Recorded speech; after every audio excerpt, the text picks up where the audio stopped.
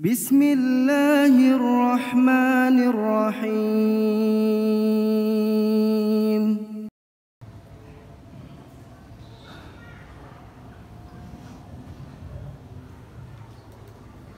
Assalamualaikum warahmatullahi wabarakatuh.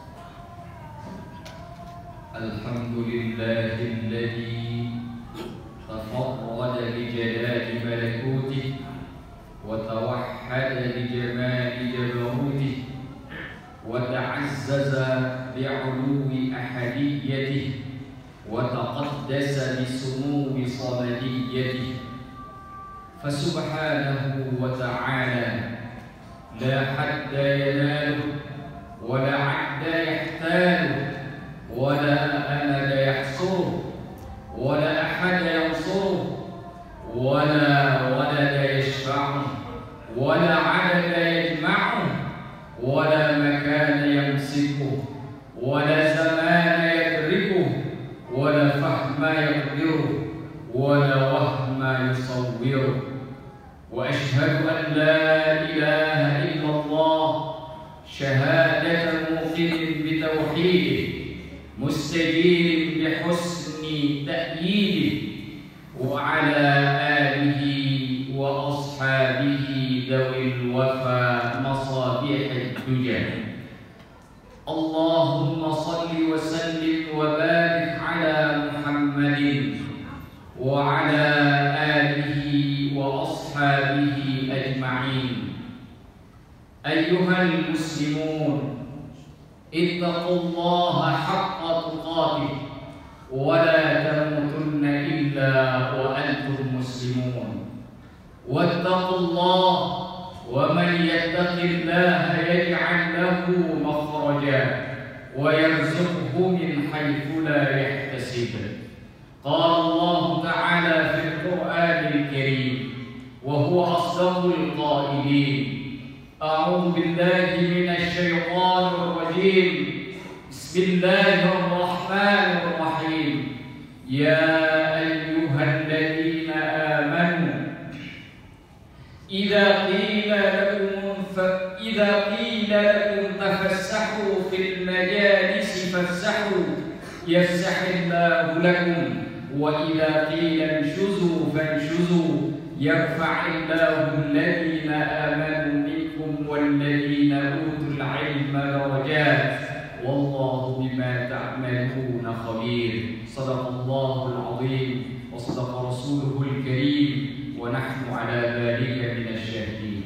Sidang jamaah Jumat yang dimuliakan oleh Allah Subhanahu wa taala.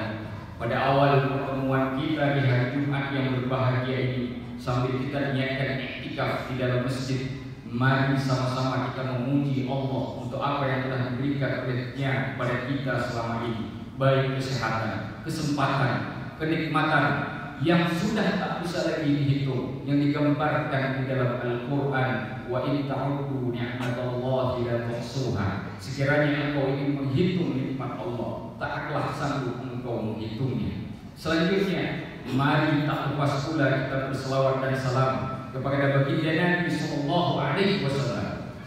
Karena beliaulah kita mengenal Allah. Karena beliaulah kita tahu agama ini.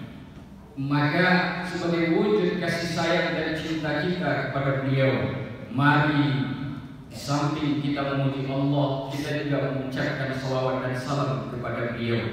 Di dalam hadis yang sahih diriwayatkan oleh Imam Bukhari dan Imam Muslim, Rasulullah mengatakan, "Man shalla 'alayya wahidan sallallahu 'alaihi 'ashran." Siapa yang berselawat untukku satu kali, maka Allah akan berselawat kepadanya 10 kali. Maka bayangkan sambil kita duduk di masjid mendengarkan khutbah khatib, kita memuji Allah, di samping itu juga kemudian berselawat kepada Rasulullah, maka sungguh mungkin itu akan jadi penyebab untuk keampunan yang kita harapkan. Hadirin yang dimuliakan oleh Allah, sidang jamaah Jumat yang berbahagia.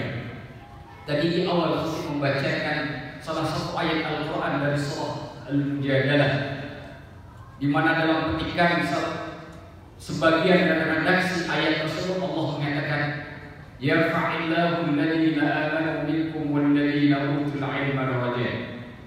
Allah mengangkat derajat-derajat orang-orang yang beriman dan juga orang-orang yang menuntut ilmu.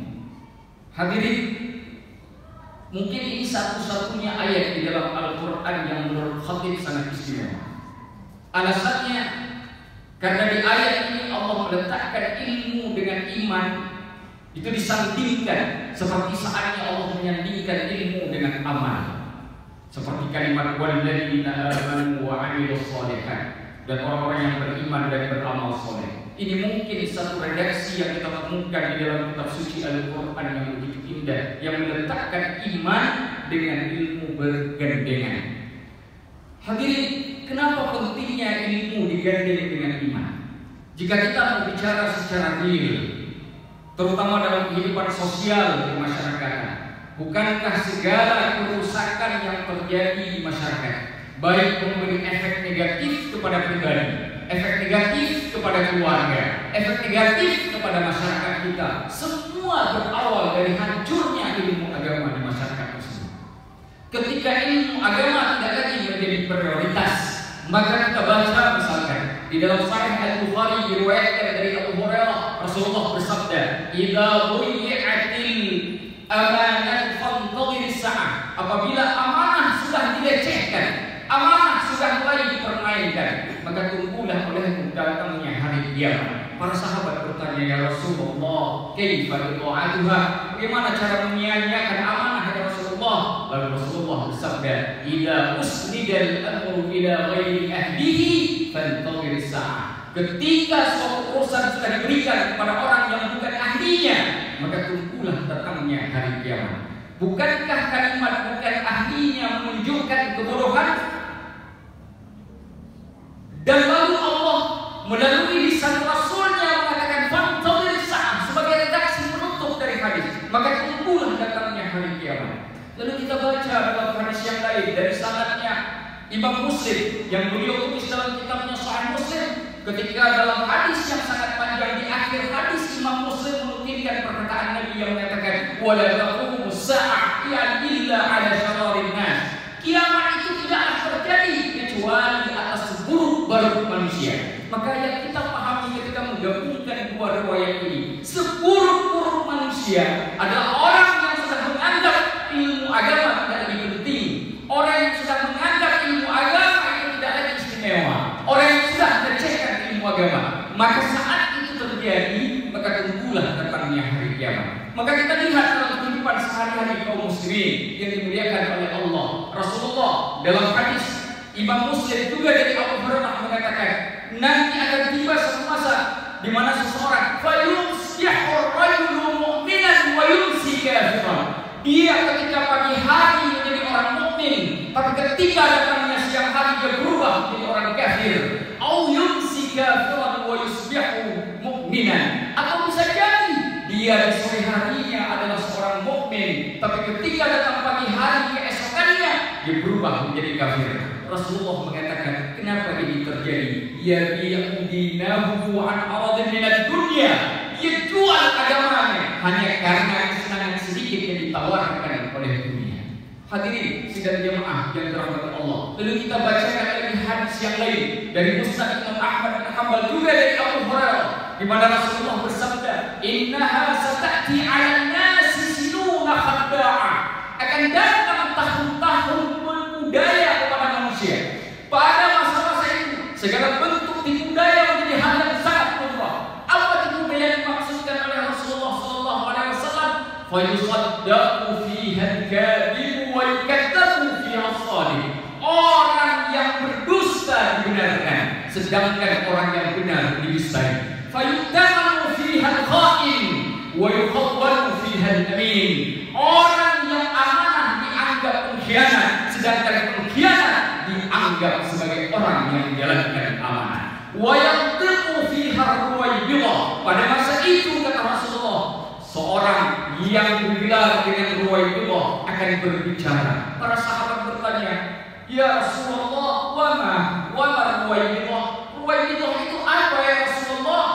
Kami paham dengan kalimat-kalimat sebelumnya yang engkau sampaikan, tapi terkait dengan ruwaibidah, apa itu ya Rasulullah? Rasulullah bersabda, "As-safihu yatakallamu fi amril ammah." Orang tua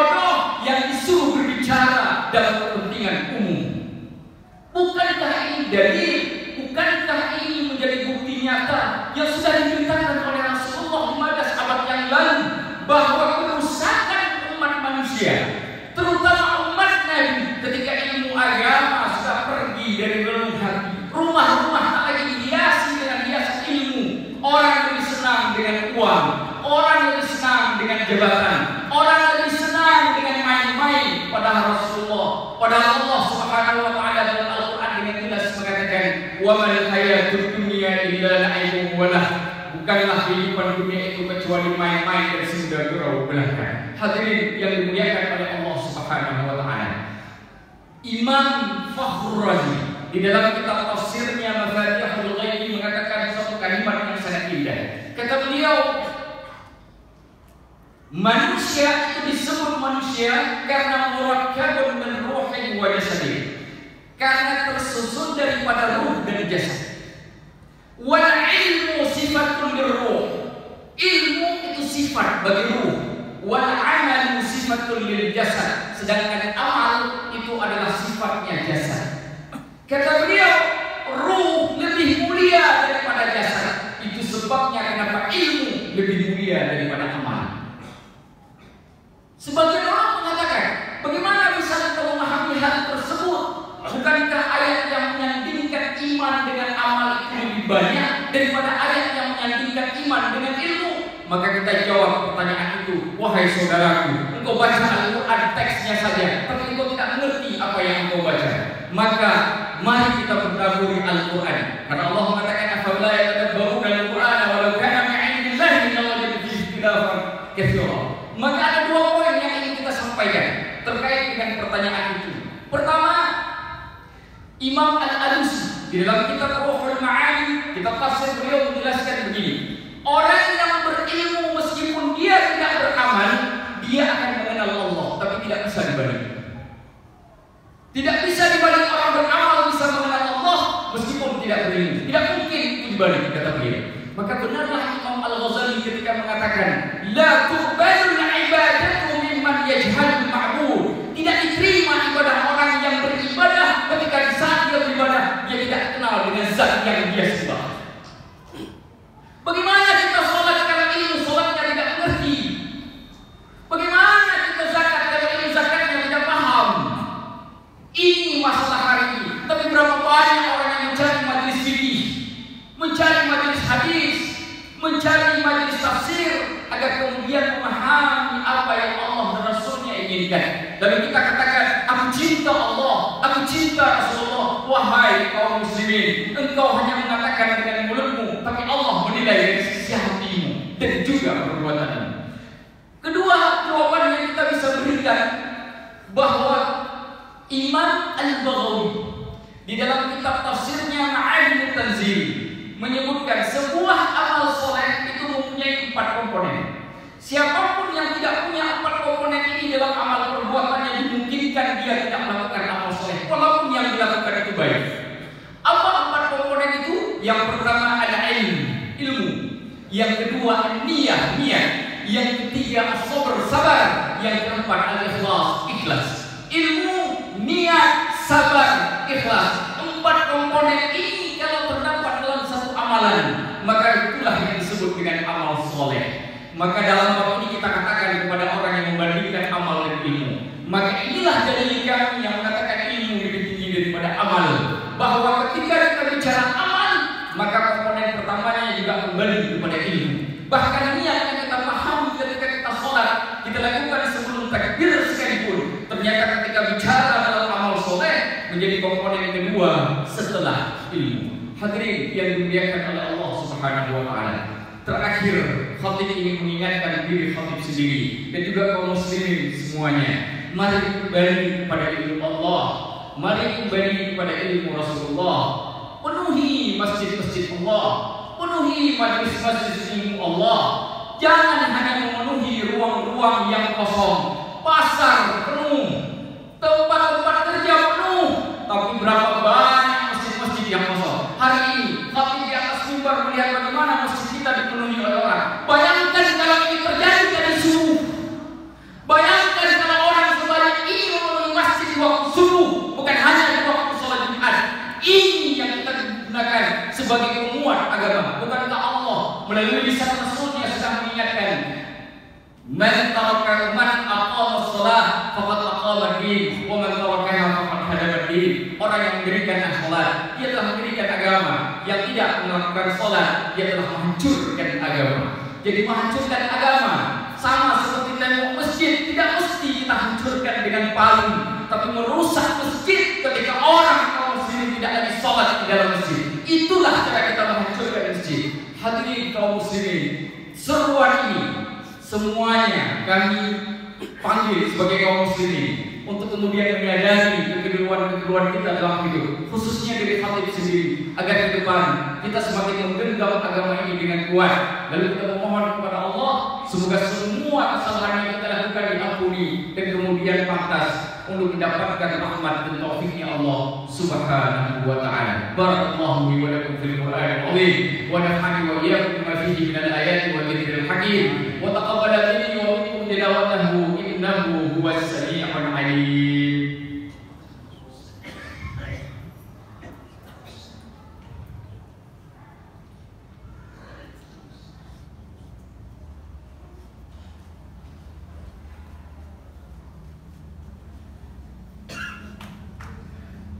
Alhamdulillahilladzi hadana wa bi ayatihi amanna wa bi dzikrihi itma'anna wassalatu wassalamu ala nabiyyina Muhammadin al-Mustafa wa ala alihi wa ashabihi dawil wafa wa man bi atharihi iktafa. Asyhadu an la ilaha illallah wahdahu la syarika lah wa asyhadu anna Muhammadan abduhu wa rasuluhu la nabiyya ba'dah. Allahumma shalli wa sallim wa barik ala Muhammadin wa ala alihi wa ashabihi ajma'in. Ayyuhal muslimun, ittaqullaha haqqa tuqatih wa man yattaqillaha yaj'al lahu makhraja wa yarzuqhu min haythu la yahtasib. Qala Allah ta'ala fil Qur'anil Karim wa huwa asdaqul qailin. A'udzu billahi minasy syaithanir rajim. Bismillahirrahmanirrahim. Innallaha wa malaikatahu yusholluna 'alan nabi ya ayyuhalladzina amanu shallu 'alaihi wa sallimu taslima. Allahumma ighfir lil muslimina wal muslimat wal mu'minina wal mu'minat al ahya'i minhum wal amwat innaka sami'un qaribun mujibud da'awat ya qadiyal hajat wa ya kashifal kurbat wa ya ghafiraz zallat. Allahumma la tada' dhanban illa ghafartah wa la maridan illa shafaitah wa la daynan illa qadaytah wa la maridan illa rahimtah wa la hajatan min hawaiji dunya wal akhirati illa yassartaha ya rabbal alamin. Allahumma arzuqna ilman nafi'an wa fahman wasi'an wa rizqan halalan tayyiban wa imanan thabita wa dhanban maghfura wa 'amalan maqbula innaka 'ala kulli shay'in qadir. Rabbana atina fid dunya hasanah wa fil akhirati hasanatan wa qina 'adzaban nar. Ibadallah, innallaha ya'muru bil 'adli wal ihsan wa ita'i dzil qurba wa yanha 'anil fahsya'i wal munkari wal baghi ya'idukum la'allakum tadhakkarun wa dhikrullahi akbar. Aqimus shalah. فبأي آلاء ربكما تكذبان